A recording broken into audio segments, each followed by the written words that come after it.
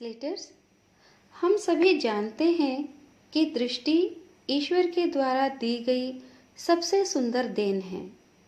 दृष्टि के कारण ही हम ईश्वर द्वारा बनाए हुए इस संसार को देख सकते हैं। परंतु संसार में कुछ ऐसे भी लोग हैं जो देख नहीं पाते। इस कारण उन्हें अपना जीवन नीरस और सूना सा लगता है। लेकिन कुछ ऐसे भी लोग होते हैं जो अपने जीवन में इस कमी के होने पर भी कुछ ऐसे काम कर जाते हैं जो दूसरों के लिए उदाहरण बन जाते हैं। स्लेटर्स, अब हम जो पाठ पढ़ेंगे उसका नाम यानी शीर्षक है जो देखकर भी नहीं देखते। अब हम इस पाठ की लेखिका हेलन केलर इनके जीवन के बारे में जानेंगे। हेलन केलर का जन्म 27 जून 1880 को अमेरिका के अलाबामा प्रदेश में हुआ था। हेलन केलर एक ऐसा नाम है जो घोर अंधकार के बीच भी रोशनी देता रहा। कल्पना करो कि जो न सुन सकता हो न देख सकता हो, फिर भी वह लिखना, पढ़ना और बोलना सीख ले। भरपूर आशा आकांक्षा के साथ जीवन जीने लगे और उनके योगदान दुनिया के लिए यादगार बन जाएं। ऐसी थी हेलन केलर। जब वे 1.5 वर्ष की थी, बचपन की एक गंभीर बीमारी की वजह से उनकी देखने और सुनने की शक्ति जाती रही। लेकिन उन्होंने हार नहीं मानी। कॉलेज के दिनों में ही प्रकाशित अपनी आत्मकथा स्टोरी ऑफ लाइफ में वे लिखती है, मुझे यह तो याद नहीं कि ऐसा कैसे हुआ, लेकिन ऐसा लगता था कि रात कभी खत्म क्यों नहीं होती और सुबह क्यों नहीं आती। दुनिया की सभी भाषाओं में इस किताब के अनुवाद हुए हैं। इसके अलावा भी उनकी 10 पुस्तकें और सैकड़ों लेख प्रकाशित हुए हैं। उन्होंने दुनिया भर में घूम घूम कर अपने जैसे लोगों के अधिकारों और विश्व शांति के लिए काम किया। हेलन केलर भारत भी आई थी। स्लेटर्स, ये था लेखिका का जीवन परिचय। आपने जाना कि उनका जीवन कितना संघर्षपूर्ण था, फिर भी उन्होंने हार नहीं मानी। उनका जीवन हमारे लिए एक प्रेरणा है। स्लेटर्स, लेखिका के जीवन परिचय के बाद अब मैं आपको इस पाठ का सारांश बताऊंगी। आप सभी ध्यान से सुनिए। सारांश इस प्रकार है। यह पाठ हेलन केलर द्वारा लिखा एक निबंध है। हेलन केलर दृष्टिहीन एवं बधिर थी। उनकी सहेली कुछ समय पहले जंगल की सैर करके आई थी। लेखिका ने उनसे पूछा, तुमने वहां पर क्या क्या देखा? उनकी सहेली ने जवाब देते हुए कहा, कुछ खास नहीं देखा। ऐसा सुनने की लेखिका को आदत हो चुकी थी, इसलिए उन्हें कोई आश्चर्य नहीं हुआ। साथ ही उन्हें यह भी लगता कि कोई जंगल में घूमकर भी विशेष चीज कैसे नहीं देख सकता, जबकि वे दृष्टिहीन होते हुए भी सब कुछ देख लेती है।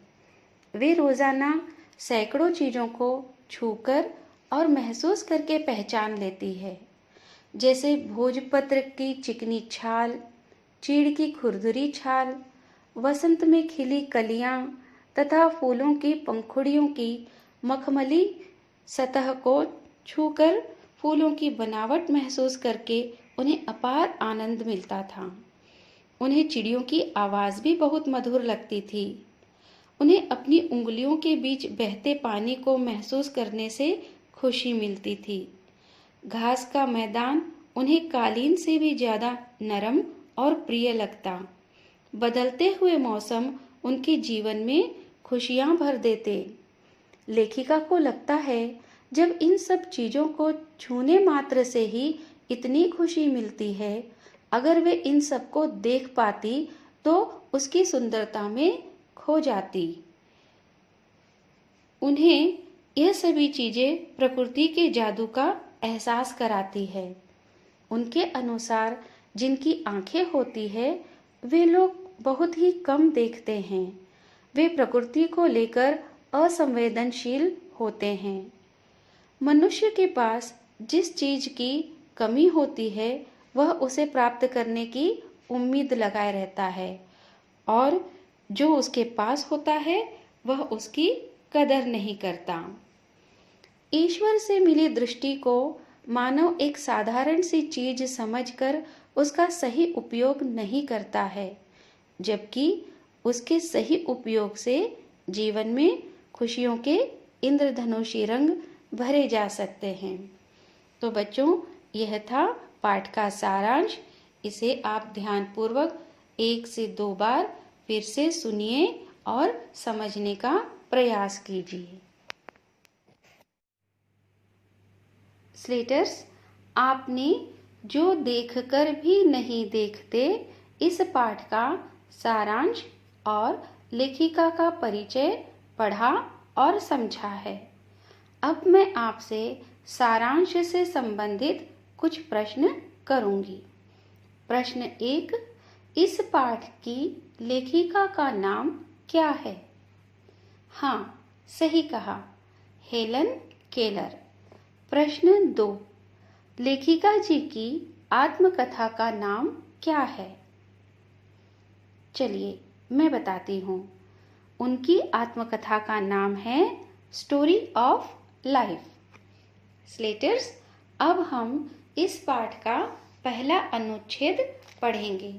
ध्यान से सुनिए। कभी कभी मैं अपने मित्रों की परीक्षा लेती हूँ, यह परखने के लिए कि वह क्या देखते हैं। हाल ही में मेरी एक प्रिय मित्र जंगल की सैर करने के बाद वापस लौटी। मैंने उनसे पूछा, आपने क्या क्या देखा? कुछ खास तो नहीं, उनका जवाब था।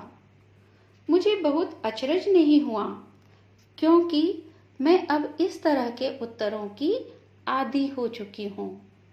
मेरा विश्वास है कि जिन लोगों की आंखें होती है वे बहुत कम देखते हैं। स्लेटर्स, पाठ के पहले अनुच्छेद में लेखिका जी कहती है वे कभी कभी अपने मित्रों की परीक्षा यानी इम्तिहान लेती है, यह जानने के लिए कि वे इस संसार में क्या क्या देखते हैं। वो इसलिए कि हेलन केलर यानी लेखिका जी देख नहीं सकती, अतः वे अपने मित्रों से जानकर समझना चाहती है कि यह संसार कैसा है, क्योंकि उनके मित्र इस संसार को देख सकते हैं। इसी तरह एक बार उनकी एक प्रिय मित्र जंगल में घूमकर जब लौटती है तब लेखिका जी उनसे सवाल करती है, उन्होंने जंगल में क्या क्या देखा?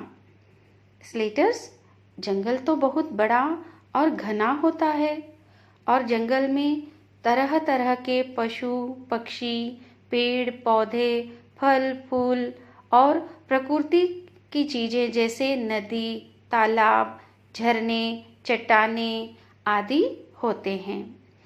लेखिका जी के प्रश्न के उत्तर में उनकी मित्र कहती है, कुछ खास तो नहीं देखा।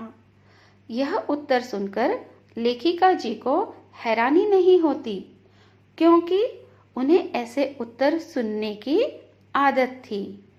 उनका विश्वास था कि जिनकी आंखें होती है वे बहुत कम देखते हैं।